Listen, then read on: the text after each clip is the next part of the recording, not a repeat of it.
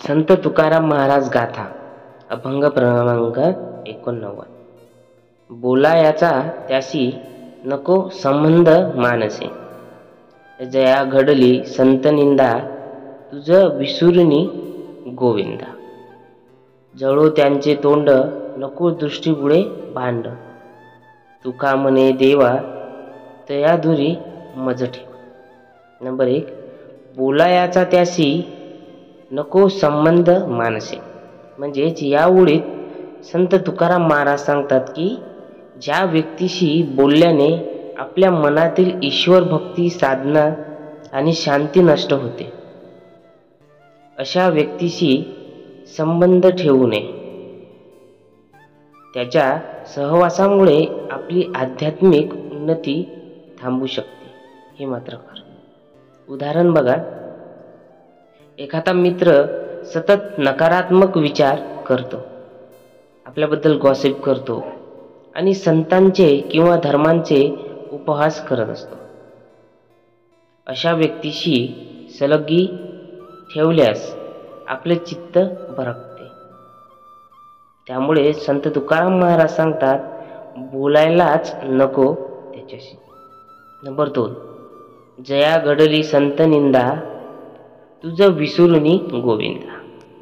म्हणजेच संताच्या निंदेमुळे जो गोविंद म्हणजेच ईश्वर विसरतो, त्याच्या सहवासात राहणे हानिकारक आहे. संत हेच ईश्वराचे मार्गदर्शक असतात. त्यांच्या निंदा करणाऱ्या माणसाच्या संपर्कात राहिल्याने आपणही अधोगतीला जातो.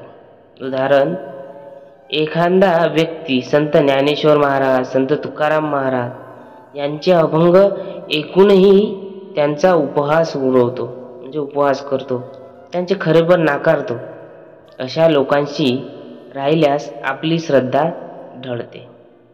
नंबर 3. जळो त्याचे तोंड नको दृष्टीपुढे भांड. म्हणजेच संत तुकाराम महाराज इथे सांगतात की अतिशय कडक शब्द वापरून म्हणतात की अशा व्यक्तीचं तोंड देखील पाहू नये, तो आपल्या दृष्टीपुढे येऊ न इतका त्याचा दुरावा करावा.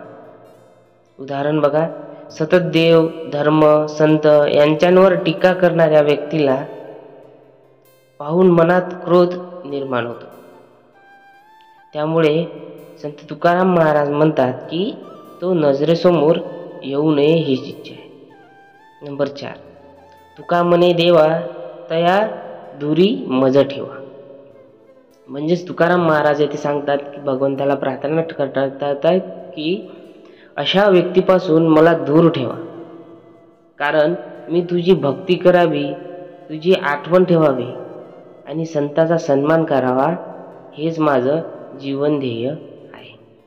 उदाहरण बघूया, जेव्हा एखादा भक्त आपल्या साधनेत दखल देणाऱ्या किंवा त्याला परावृत्त करणाऱ्या लोकांपासून दूर राहतो, तेव्हा तो ईश्वराशी जास्त जवळचा होतो.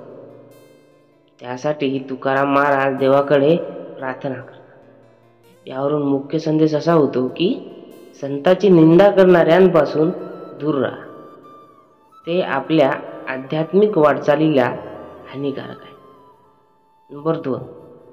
ईश्वर स्मृतीचं मूळ सहवासात असतं. चांगल्या संगतीने भक्ती वाढते, वाईट संगतीने ती हरवते. नंबर 3. ज्यांचा प्रभाव वाईट आहे त्याला पूर्ण टाळा, त्यांचं तोंडही पाहू नये इतका संयम ठेवावा.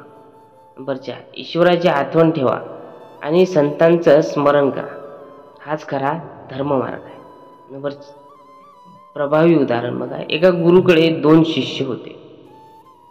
एक नेहमी गुरुच्या आज्ञेचे पालन करत असे, तर दुसरा त्याच्या विरोधात बोलायचा. कालांतराने त्या दुसऱ्यांच्याही संगतीत पहिला शिष्यही गुरूंविषयी बोलायला लागला आणि साधनेपासून दूर गेला. यावरून कळतं की संगत अत्यंत महत्त्वाची. निष्कर्ष असाच आहे की संताचा अपमान करणाऱ्यांशी संबंध ठेवणे, अशा व्यक्तींना आपल्या जीवनातून दूर ठेवावं. आपली श्रद्धा आणि भक्ती टिकवण्यासाठी योग्य संगत हवी. देवापुढे प्रार्थना करा की मला अशा वाईट लोकांपासून दूर ठेव.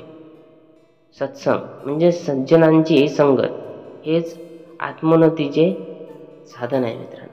तर रामकृष्ण हरी मित्रांनो, व्हिडिओ कसा वाटला प्लीज कमेंट बॉक्समध्ये नक्की सांगा आणि आपल्या मित्रांना पण नक्की शेअर करा आणि तसेच बेल आयकॉनला नक्की दाबा जेणेकरून आपण जे व्हिडिओ टाकेल ते तुम्हाला सगळ्यात आधी पोहोचेल.